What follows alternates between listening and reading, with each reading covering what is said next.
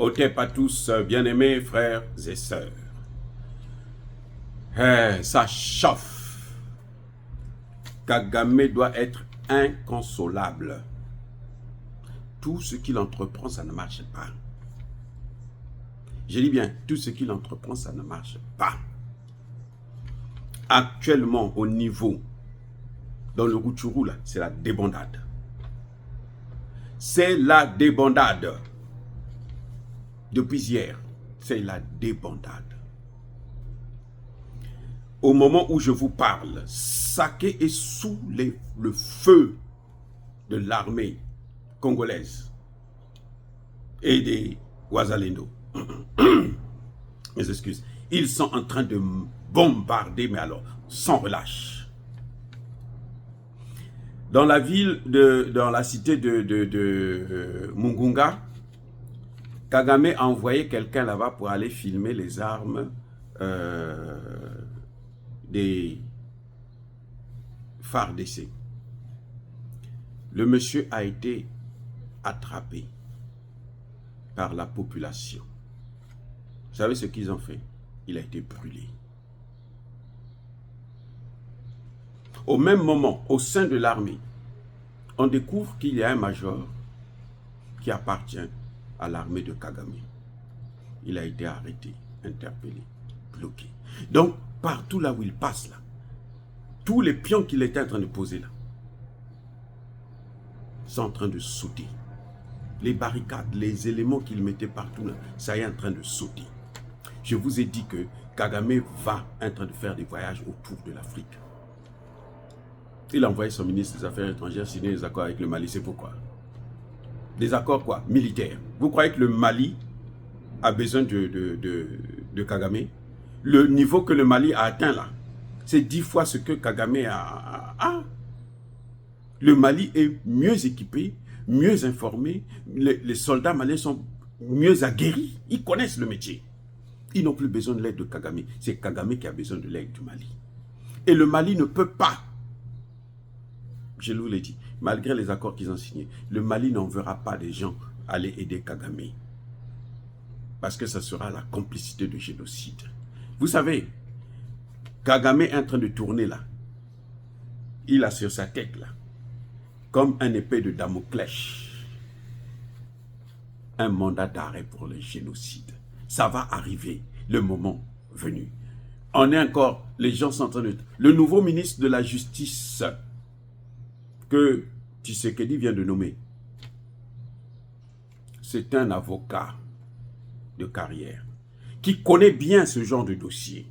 Parce que seul, écoutez-moi, seul, sans l'appui de l'État, il est allé jusqu'à la Cour pénale internationale pour tenter de poursuivre ces criminels. Maintenant qu'il a le pouvoir, maintenant qu'il représente un État, vous ne croyez pas que ces choses-là vont sortir? Le ministre Mbemba, qui est parti maintenant au transport, il a été remplacé par un vétéran de l'UDPS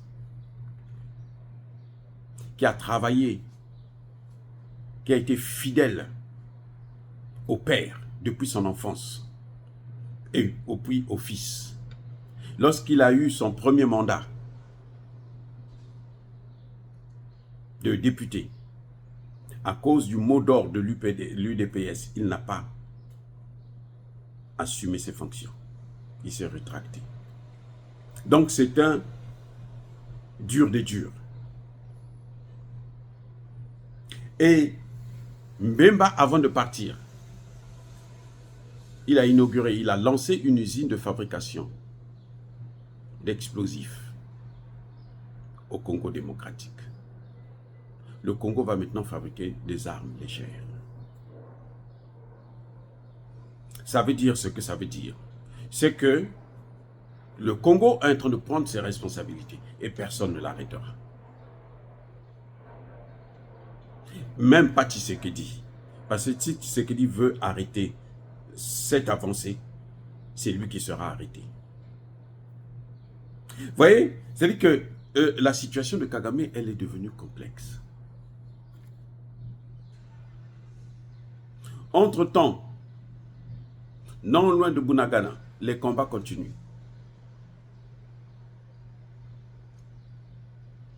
Donc, les jours de Kagame en RDC sont désormais comptés. Tshisekedi vient de lancer la mobilisation, la formation de 70 000 autres militaires. Et c'est ça que nous demandons. La seule chose que nous demandons maintenant, qu'il aille signer des accords. Bon, il y a des gens qui disent que les accords y sont, et ils trouvent les armes. C'est vrai que les Chinois envoient, les Turcs envoient, les Russes aussi envoient. Les Sukhoi, là, c'est marque russe. C'est pas marque chinoise, c'est russe. Et ce sont les meilleurs.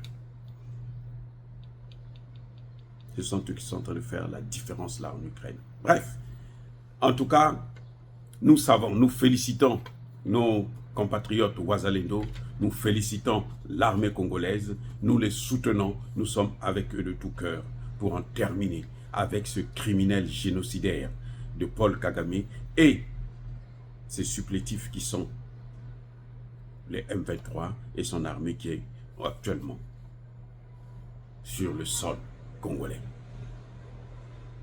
La guerre continue et la conquête, la victoire est à nous. Dire cela, c'est inciter à la haine ou à la violence. Non, il y a ma colère. Encore une fois de plus, bien aimés frères et sœurs, je persiste et je signe. Soyez bénis, abondamment bénis par le Dieu de Kémit et par nos ancêtres évangélisés. Mais que tous ceux qui persécutent le continent africain, le pillent et le déstabilisent, qu'ils soient noirs, blancs, chinois, arabes, juifs, indiens ou qui qu'ils soient punis, maudits, foudroyés, neutralisés, écrasés, effacés par le Dieu de Kémit et par nos ancêtres évangélisés. Vive l'Afrique éternelle, j'ai dit et j'assume.